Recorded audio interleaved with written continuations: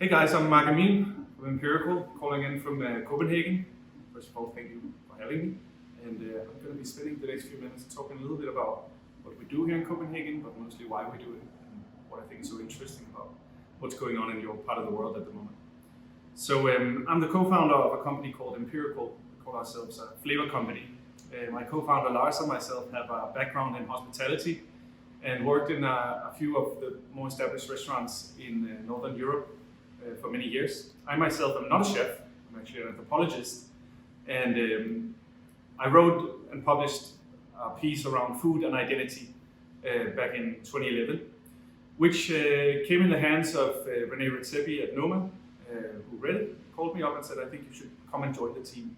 The piece was about how we establish meaning around flavors, how we establish meaning about different prevalences of flavors and cuisine and heritage in it. So in France, the flavor of the soil or the flavor of tradition, while as in the East, the flavor of changing the recipe in a miso family after many generations. I was just discovering the concept of meaning.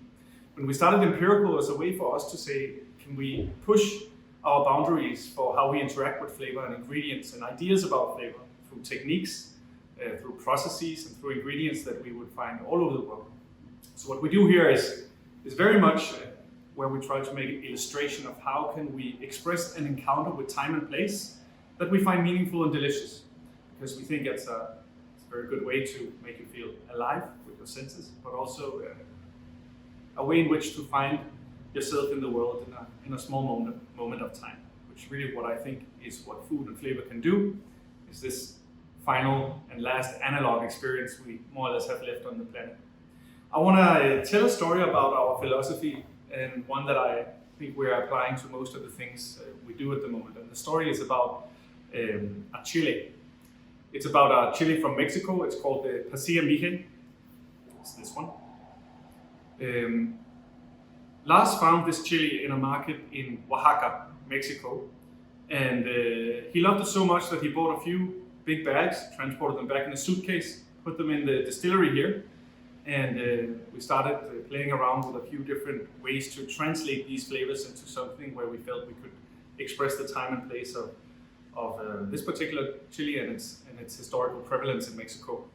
The chili is very hard to find, and we tried getting 20 different suppliers to give us a similar quality of the chili that we had found on the market in Mexico, and ended up figuring out that maybe we should just head it back to Mexico and find out where did the market get them from. And it brought us 7 hours up into the Sierra Norte mountains to discover that pasilla mije is actually a chili that is named after an indigenous group in the Sierra Norte. It's a tribe called the Ayuk. It means the people who speak the language of the mountains. Now, through our lens, coming from this company, we had just found the best chili supplier in the world. They take this chili, they grow it as seedlings, carry them up the mountain so it can grow under just the right conditions and temperatures. And then they carry them down by hand and they smoke them and they dry them.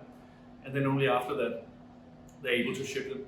Now, they had a very sort of broken supply chain. They're quite remote. And it was very hard for us to actually even buy these chilies.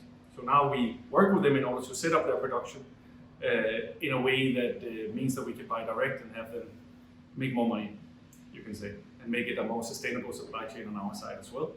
And my colleague Lars just went over there to visit them, and it's looking like they're able to really build up quite a bit of presence there and are able to open up more farms to this very traditional kind of chili.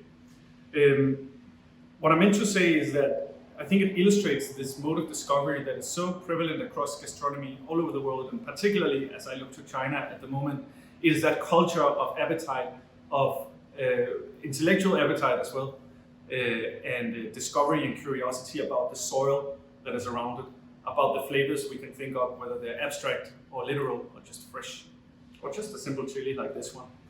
So it's a mode of creativity, of creating something new. It's a mode of discovering a tradition or rediscovering or sort of changing a tradition, whether it's via fermentation or just tasting your way through a forest floor.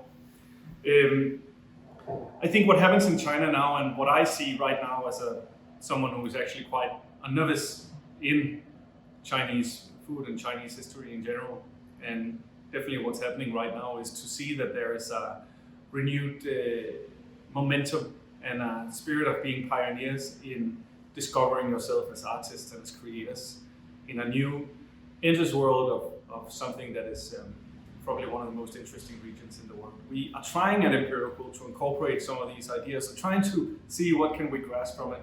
We recently actually opened a bar in Shanghai at Speak Low, where we are trying to learn from the bartenders at Speak Low on how they want to work with, say, a Mexican chili mixed with an heirloom grain from Copenhagen, but how do you make that meaningful and delicious in a Chinese context?